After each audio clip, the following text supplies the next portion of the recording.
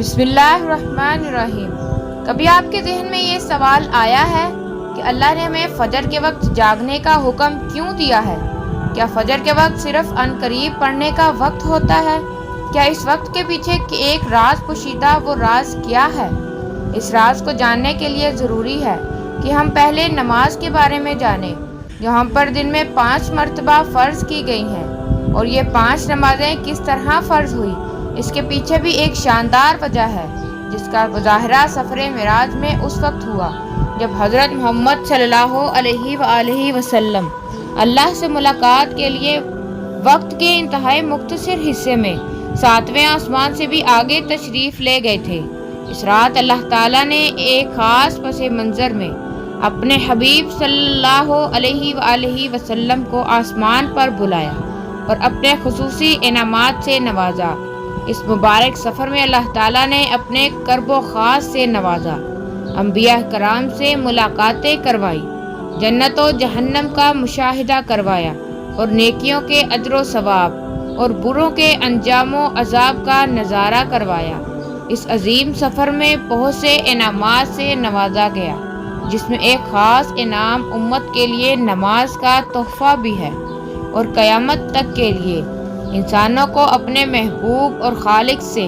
قریب تر کرنے کا عظیم تحفہ اور عبادت یعنی نماز اسی سفر میں عطا کی گئی۔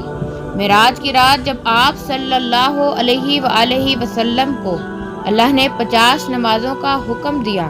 تو حضرت موسیٰ علیہ السلام کے کہنے پر آپ نے اللہ سے نرمی کی درخواست کی، اور ایسا کئی بار ہوا، یہاں تک کہ اللہ نے امت محمدی صلی اللہ علیہ وآلہ وسلم کے لیے دن میں 5 نمازوں کا حکم دیا،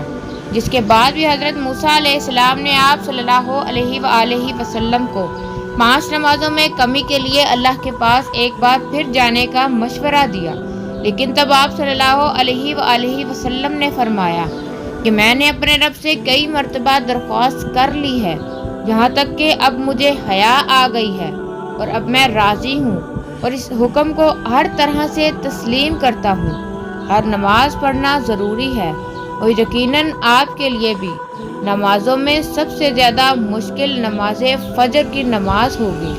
جس میں نیند کا غلبہ اس قدر ہوتا ہے کہ انسان بمشکل اٹھ پاتا ہے، لیکن دن کے اس خاص حصے میں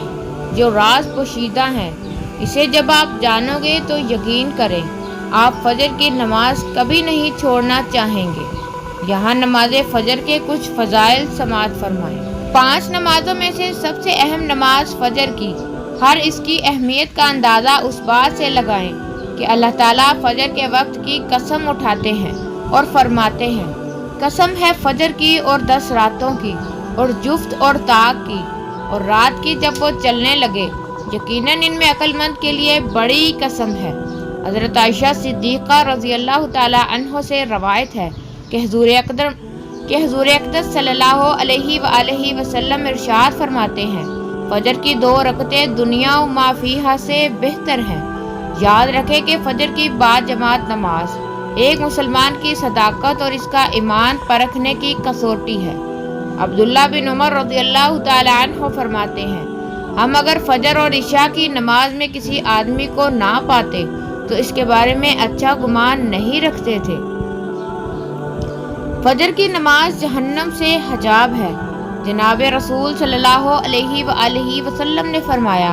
جو شخص سورج نکلنے سے پہلے اور سورج ڈوبنے سے پہلے کی نمازیں یعنی فجر اور عصر پڑھتا ہے، وہ ہرگز جہنم کی آگ میں داخل نہیں ہوگا۔ فجر کی نماز جنت کی ضمان ہے۔ رسول اللہ صلی اللہ علیہ وآلہ وسلم نے ارشاد فرمایا، جو شخص 2 ٹھنڈی نمازیں یعنی فجر اور عصر پابندی سے پڑھتا ہے، وہ جنت میں داخل ہوگا۔ فجر کی نماز نہ پڑھنے پر وعید۔ حضرت عبداللہ رضی اللہ تعالی عنہ سے روایت ہے کہ جناب رسول صلی اللہ علیہ وآلہ وسلم کے سامنے ایسے شخص کا تذکرہ کیا گیا جو صبح ہونے تک سوتا رہتا ہے، یعنی فجر کی نماز ادا نہیں کرتا ہے، تو آپ صلی اللہ علیہ وآلہ وسلم نے ارشاد فرمایا، ایسے شخص کے کانوں میں شیطان پیشاب کرتا ہے۔ فجر کی نماز کے لیے کس طرح اٹھے؟ نمبر 1، رات کو حتی الامکان جلدی سوئیں۔ نمبر 2، سوتے وقت فجر کی نماز جماعت سے ادا کرنے کا پختہ ارادہ کریں اور ارادہ کرنے میں مخلص بھی ہوں۔ نمبر 3، ایسے اسباب اختیار کریں جن سے فجر کی نماز کے لیے اٹھنا آسان ہو، مثلاً الارم والی گھڑی میں مناسب وقت پر الارم سیٹ کر کے اس کی مناسب جگہ پر رکھیں۔ اگر ان امور کی رعایت کر کے سوئیں گے تو انشاءاللہ فجر کی نماز جماعت کے ساتھ ادا کرنا آسان ہوگا۔ پھر بھی اگر کسی دن اتفاق سے بیدار ہونے میں تاخیر ہو جائے تو جس وقت بھی آنکھ کھلے سب سے پہلے نماز ادا کر لیں۔ انشاءاللہ تاخیر کا کوئی گناہ نہیں ہوگا، لیکن اس کو معمول بنانا گناہ پر مدامت کرنا ہے جو کسی بھی طرح جائز نہیں ہے۔ دنیا میں کئی لوگ ایسے ہیں جنہیں بے خوابی کی شکایت ہوتی ہے، جس میں وہ ساری رات سو نہیں پاتے اور پورا دن کام کاج کر کے جب رات کو بھی سو نہیں سکتے تب بھی کئی ذہنی اور جسمانی بیماریاں جنم لیتی ہیں، اور اس بیماری کا شکار آج ہر دوسرا تیسرا شخص ہو رہا ہے، جس کی بڑی وجہ اللہ کے احکامات کو پیچھے چھوڑ کر دنیا کی رنگینیوں کو پیچھے بھاگنا ہے۔ ساری رات جاگنے کے بعد فجر کے وقت قریب کچھ دیر نیند آ جاتی ہے، لیکن وہ نیند جسم کو پرسکون نہیں رکھتی، جس کی وجہ سے اکثر لوگ جاگتے جاگتے اور ہر قسم کی دوائیوں کے استعمال کے باوجود جب بھی سو نہیں پاتے، اور وہ اللہ سے یہ سوال ضرور کرتے ہوں گے کہ اے اللہ مجھے نیند کیوں نہیں آتی، آخر کیا وجہ ہے؟ بہت کم لوگ ہوتے ہیں جو اس کیفیت میں اپنے اندر پیدا ہونے والی اس آواز کو سن پاتے ہیں جس میں ان سے کہا جاتا ہے کہ بستر سے نکلو، نماز پڑھو، اللہ کا ذکر کرو، اور یقین کریں جو لوگ اس آواز کو سن پاتے ہیں اور اس پر عمل کرتے ہیں انہیں تا حیات کبھی بھی بے خوابی کی شکایت نہیں ہوگی۔ اس حوالے سے ایک صوفی نظم ہے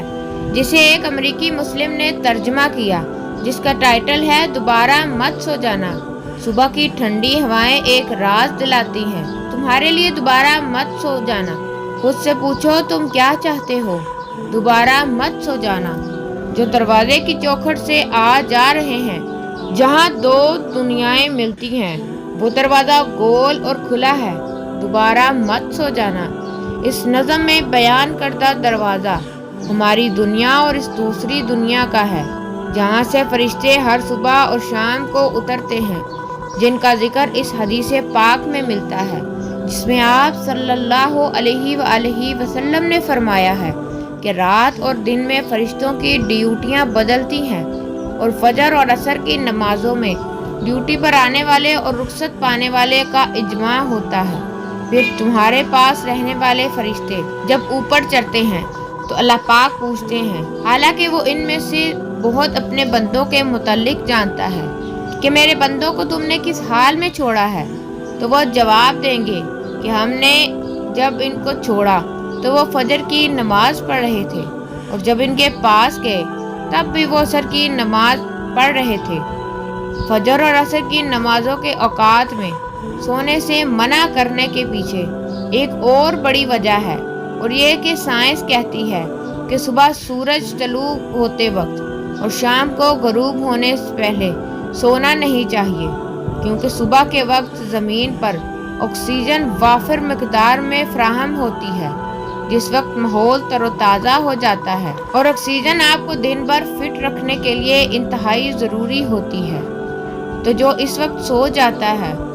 تو وہ اس تازہ آکسیجن سے محروم رہ جاتا ہے، اور عصر کے وقت زمین پر آکسیجن کی کمی ہو جاتی ہے، اور اگر کوئی سو جاتا ہے تو اس کو آکسیجن کی فراہمی کم ہوتی ہے،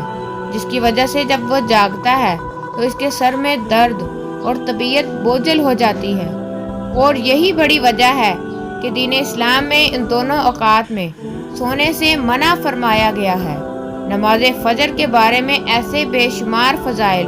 اور بھی ہیں جن کو ہم نہیں جان سکتے، اگر انسان ان کو جان لے تو وہ کبھی بھی کوتاہی نہ کرے۔ رسول اکرم صلی اللہ علیہ وآلہ وسلم کا فرمان ہے، اگر وہ لوگ عشاء اور فجر کی فضیلت کے بارے میں جان لیں تو وہ ضرور بالضرور نمازوں میں حاضر ہوں گے، چاہے ان کو خود کو گھسیٹتے ہوئے ہی آنا پڑے۔